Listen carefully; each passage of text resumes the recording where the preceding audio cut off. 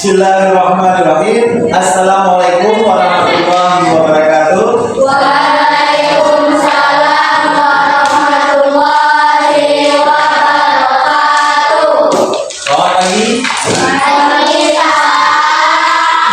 Apa kabar hari ini? Alhamdulillah, luar biasa. Allahu Akbar. Oke. Sebelum kita mulai, seperti biasa kita akan berdoa terlebih dahulu. Doa apa? Silakan dipimpin doanya.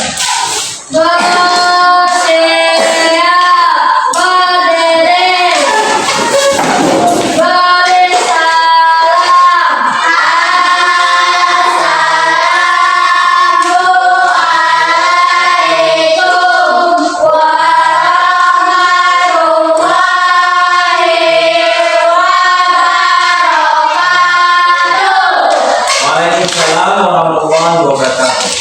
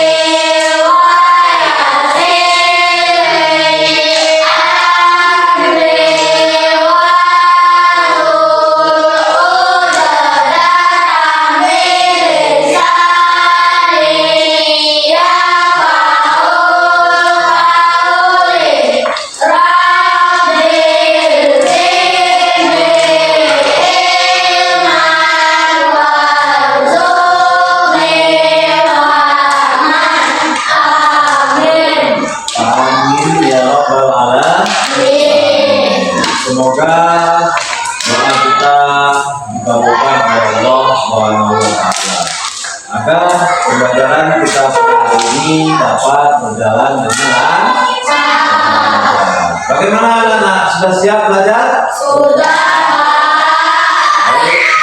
Itu Bapak akan absen terlebih dahulu. Nanti nama yang Bapak sebutkan tolong dijawab, ya. Yukis Apriyani, Buraira Bakifaha, Eja Ramanta, Edi Snaka, Firza Khairul, itu Imam Iqbal Saputra, Ilham, Nizawiyah, Oktavia, Riana, Satria Wijaya, Sinta Amelia, Zalfa. Oke, baik. Seperti biasa, kita akan melakukan SPQ terlebih dahulu untuk menyemangati kalian belajarnya dengan melakukan tepuk tangan. Silakan, silakan dipimpin. Tepuk satu, tepuk dua, tepuk tiga, tepuk empat, tepuk lima,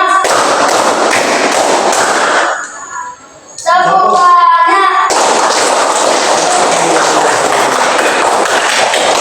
Terima kasih ya.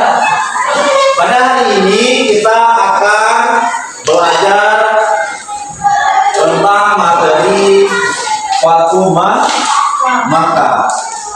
Sebelum itu, Bapak mau tanya sama kalian, ada yang tahu nggak? Ka'bah itu terletak di kota mana? Madinah atau Makkah? Madinah atau Makkah? Coba yang jawab Madinah tunjuk tangan.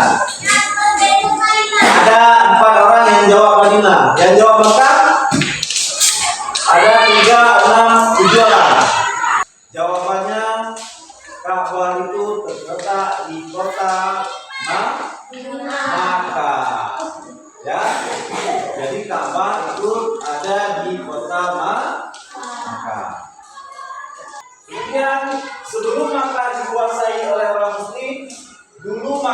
dikuasai oleh suku mana?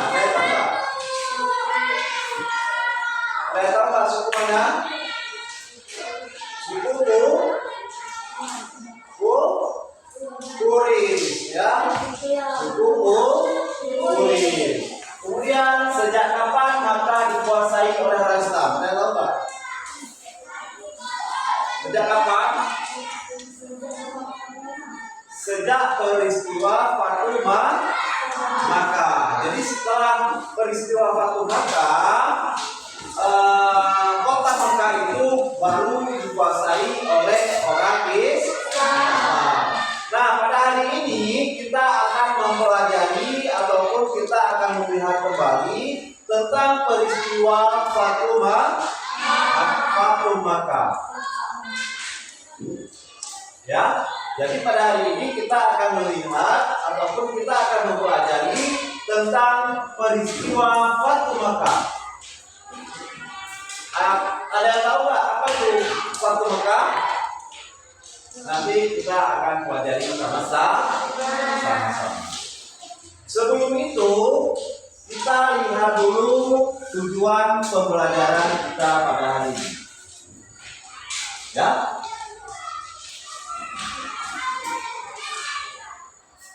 Ada tujuan pembelajaran kita pada hari ini. Yang pertama, diharapkan peserta didik itu dapat meyakini peristiwa Fatu Makkah. Kemudian yang kedua, peserta didik dapat menjelaskan pengertian peristiwa Fatu Makkah. Dan yang ketiga, peserta didik dapat menjelaskan sebab-sebab Fatu Makkah. Dan yang terakhir, peserta didik dapat menemukan perilaku terpuji dalam peristiwa Fatu Makkah. Inilah tujuan pembelajaran kita pada hari ini. Nah, sebagai pengantar untuk hari ini, Bapak sudah menyiapkan video kisah tentang peristiwa Fatu Makkah. Bapak harap kalian semua dapat menyimaknya dengan baik. Assalamualaikum warahmatullahi wabarakatuh. Alhamdulillah wassalatu wassalamu ala Rasulillah sahabat channel rahimahullah. Melanjutkan sirah nabawiyah sebelumnya sudah kita bahas dan sekarang kita akan menceritakan peristiwa politik dalam perjalanan Rasulullah SAW, yaitu Fatu Makkah, pembebasan penaklukan kota Makkah. Memang kita tahu Rasulullah SAW terusir dari kota Makkah, terusir dari kampung halaman sendiri karena beliau memperjuangkan tauhid, sedangkan kaum didakwahi tidak menyambut seruan beliau.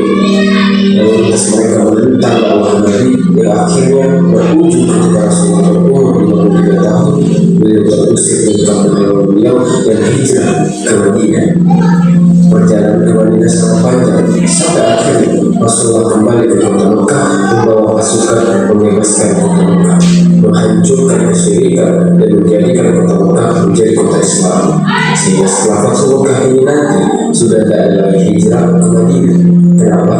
Karena Makkah sudah menjadi negeri Islam, semua berhala-berhala akan disingkirkan. Ya. Baik, kita akan belajar Fatu Makkah, pembebasan dan penaklukan kota Makkah. Apa penyebab terjadinya Fatu Makkah ini? Fatu Makkah ini menyambungkan erat dengan Sulh Hudaybiyah, yang mana dalam Sulh Hudaybiyah itu di sana ada butir perjanjian. Salah satu butir perjanjian tersebut adalah terjadinya gencatan senjata selama 10 tahun. 10 tahun itu, kalau ada orang masuk ke kelompok Nabi Muhammad menjadi sekutunya Nabi Muhammad, silahkan. Dan menjadi kelompok dan sekutunya orang-orang kafir Quraisy, silahkan. Kemudian di antara kabilah yang ikut menjadi sekutunya Rasulullah adalah Khuza'ah, dan kabilah yang ikut sekutunya kafir Quraisy adalah Bani Bakar. Dan perjanjiannya kan tidak boleh ada peperangan selama 10 tahun. Nah, yang nanti terjadinya Fatu Makkah adalah pengkhianatan kafir Quraisy. Bagaimana pengkhianatan? Dahulu Bani Bakar sama Khuza'ah itu masa lalu yang kelam. Dua-duanya selalu bermusuhan, selalu perang, saling dendam. Maka pada waktu itu Bani Bakar yang ikut Quraisy curang, dipimpin oleh pemimpin yang bernama Nawfal bin Muawiyah. Dia memimpin orang-orang Bani Bakar menyerang kabilah Khuza'ah, sehingga banyak di antara orang Khuza'ah yang tewas, yang terbunuh, sampai kabilah Khuza'ah masuk kepada kota Mekah supaya ada di tanah haram. Kalau ada di tanah haram tidak boleh ada pembunuhan, dan itu adalah kesepakatan. Bahkan orang kafir jahiliyah itu setuju dengan kesepakatan itu, bahwa tidak boleh ada bunuh-membunuh di tanah haram. Karena terjadi banyak yang terbunuh, kabilah Khuza'ah masuk ke tanah haram. Tujuannya supaya tidak dikejar terus sama Bani Bakar karena tidak siap kabilah Khuza'ah ini. Akhirnya ketika masuk ke tanah haram tetap dikejar sama pimpinan.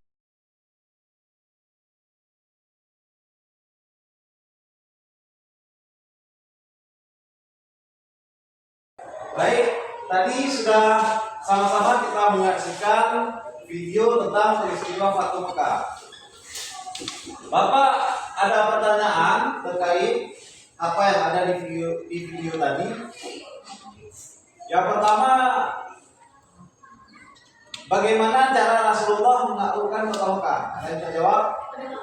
Ya. Rasulullah menaklukkan kota Mekah melalui peristiwa Fatu Mekah. Ya, betul. Rasulullah menaklukkan kota Makkah itu melalui peristiwa Fatu Mekah. Tepuk tangan dulu buat temannya. Kemudian Bapak juga ada pertanyaan. Pelajaran apa yang bisa kita ambil dari cara Rasulullah dalam menaklukkan kota Mekah? Yang bisa jawab? Nah, silakan. Kemenangan tidak selalu didapatkan dengan kekerasan. Iya, bagus sekali. Kemenangan itu tidak harus selalu didapatkan dengan kekerasan. Tepuk tangan juga buat teman kita. Jadi banyak hikmah dari peristiwa Fatu Mekah ataupun pelajaran yang bisa kita ambil dari peristiwa Fatu Mekah. Salah satunya itu seperti yang dijawab oleh teman kalian tadi, bahwasanya kemenangan itu tidak selalu harus didapatkan dengan kekerasan. Jadi tidak semua itu harus melalui kekerasan. Termasuk cara kita dalam menghadapi musuh. Bisa saja kita menggunakan dengan cara lemah lembut seperti yang dilakukan oleh Rasulullah. Selanjutnya Bapak sudah menyiapkan untuk pendalaman materinya. Bapak sudah menyiapkan materi tentang peristiwa Fatu Mekah. Jadi nanti sama-sama kita akan mempelajarinya. Ya. Apa itu Fatu Mekah? Fatu Mekah adalah pembebasan kota Mekah, merupakan peristiwa yang terjadi pada tahun 630, tepatnya pada tanggal 10 Ramadan 8 Hijriah, di mana Nabi Muhammad SAW beserta 10.000 pasukan bergerak dari Madinah menuju Mekah dan kemudian menguasai Mekah secara keseluruhan tanpa pertumpahan darah sedikit pun, sekaligus menghancurkan berhala yang ditempatkan di dalam dan di sekitar Ka'bah. Itulah yang disebut dengan peristiwa Fatu Mekah. Jadi peristiwa Fatu Mekah itu adalah peristiwa pembebasan kota Mekah dari kaum Quraisy. Jadi sebelumnya itu kota Mekah itu dikuasai oleh kaum kafir Quraisy. Kemudian apa penyebab Fatu Mekah? Apa penyebab terjadinya peristiwa Fatu Mekah? Yang pertama, kaum Quraisy itu melanggar salah satu isi perjanjian Hudaybiyah. Jadi sebab terjadinya Fatu Mekah itu yaitu dikarenakan kaum Quraisy itu melanggar perjanjian Hudaybiyah. Ya. Jadi salah satu penyebab terjadinya Fatu Mekah yaitu dikarenakan kaum Quraisy melanggar perjanjian Hudaybiyah. Kemudian yang kedua, kota Mekah merupakan pusat keagamaan bangsa Arab karena di sana terdapat Ka'bah yang setiap tahun dikunjungi oleh seluruh suku Arab untuk melaksanakan ibadah haji.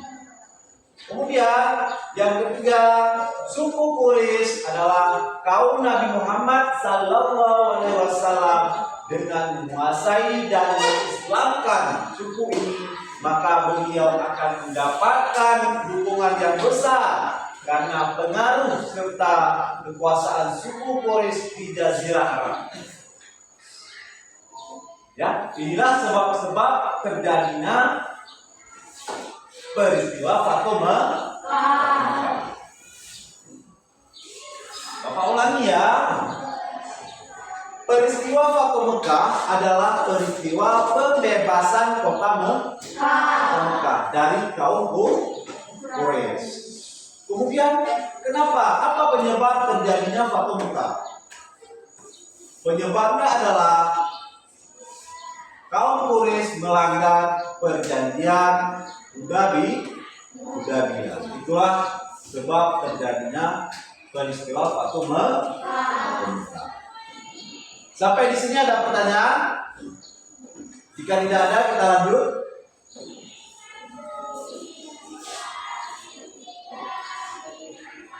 Nah, tadi salah satu penyebab terjadinya Fatu Mekah itu adalah karena pelanggaran terhadap perjanjian Hudaybiyah. Lalu apa perjanjian Hudaybiyah? Ada yang tahu? Perjanjian Hudaybiyah adalah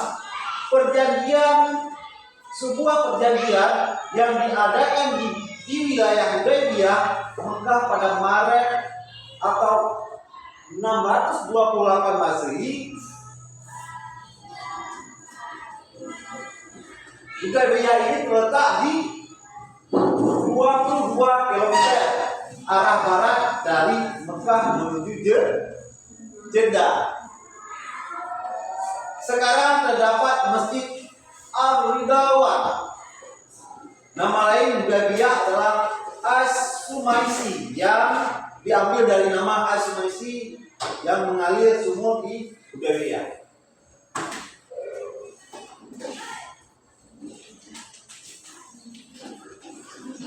Jadi perjanjian Hudaybiyah ini adalah perjanjian yang dilakukan oleh kaum musyrikin Mekah dengan Rasulullah sekitar tahun ke-6 Hijriah.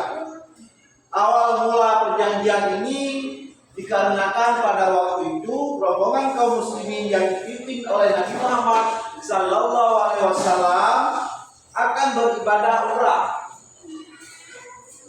Namun kaum musyrikin menghalangi rombongan kaum muslimin yang hendak ke Mekah.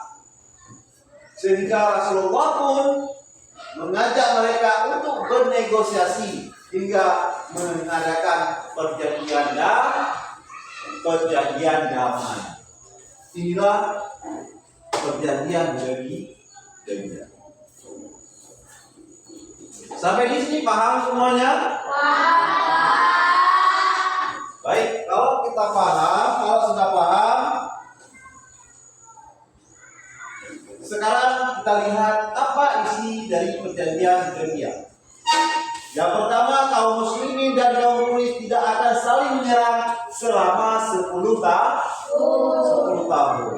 Kemudian kaum muslimin tidak diperkenakan memasuki kota Mekah untuk menunaikan ibadah haji dan umrah tahun ini kecuali tahun berikutnya. Dan masih banyak lagi perjanjian-perjanjian. Yang bisa kita ambil kesimpulan dari pelajaran kita pada hari ini, pentingnya sikap sabar tawakal, dan mengutamakan perdamaian. Rasulullah menunjukkan cara menangani konflik dengan kebesaran hati, memaafkan musuh, dan menegakkan kebenaran tanpa kekerasan. Peristiwa ini mengajarkan kita berani berjuang untuk kebenaran, namun tetap memperlihatkan kasih sayang dan keadilan kepada orang lain. Sekarang Bapak akan membagikan LKPD untuk dikerjakan secara kelompok. Masing-masing kelompok akan mengerjakan tugas. Apa yang harus kalian kerjakan? Di LKPD sudah ada instruksinya masing-masing. Yang pertama, kalian membuat rangkuman tentang materi kita pada hari ini. Apa yang harus kalian buat rangkuman? Yang pertama, tuliskan pengertian daripada peristiwa ataupun Fatu Mekah. Yang kedua, tuliskan penyebab terjadinya peristiwa Fatu Mekah. Dan yang ketiga, tuliskan isi perjanjian daripada perjanjian Hudaybiyah. Itu yang harus kalian kerjakan. Setelah itu nanti maka setiap kelompok akan melakukan presentasi di depan. Sekarang kita akan melakukan presentasi. Masing-masing kelompok akan melakukan presentasi di depan apa yang telah didiskusikan dengan kelompok masing-masing. Yang pertama, kelompok 1 silakan. Kelompok 1.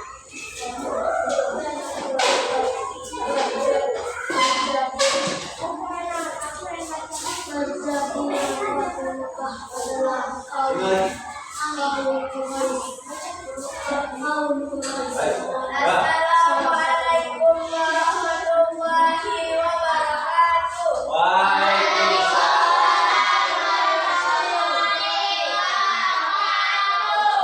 Kami dari kelompok 1 ingin menyampaikan hasil diskusi kami tentang pengertian Fatu Mekah. Fatu Mekah adalah peristiwa pembebasan kota Mekah yang dilakukan oleh Rasulullah bersama pasukannya.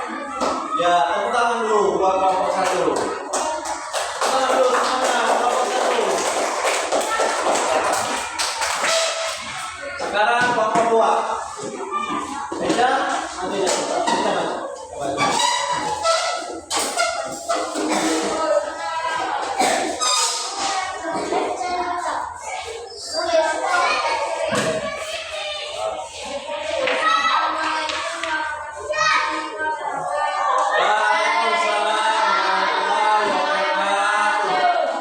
Kami dari kelompok 2 ingin menyampaikan hasil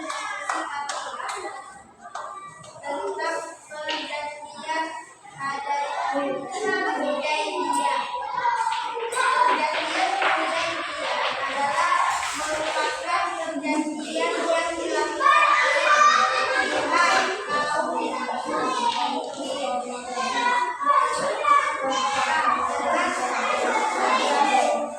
Ya, tepuk tangan juga buat kelompok 2. Sekarang kelompok 3. Maju depan kelompok 3.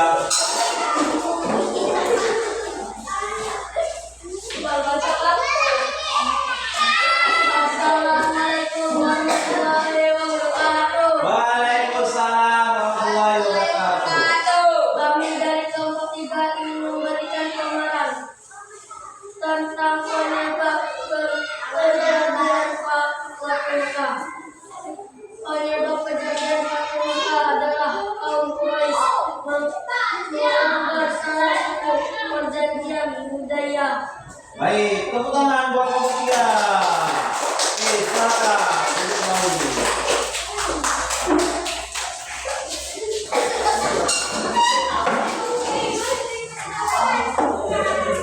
Sekarang saatnya melakukan evaluasi apa yang telah kita pelajari Demikian pertemuan kita pada hari ini. Insya Allah minggu depan kita akan lanjut lagi tentang materi haji wada. Nanti sama-sama kita akan mempelajarinya pada pertemuan kali ini. Demikian, terima kasih dan juga mohon maaf atas segala kekurangan. Bapak Giri, wabillahi taufiq wal hidayah. Wassalamualaikum warahmatullahi wabarakatuh.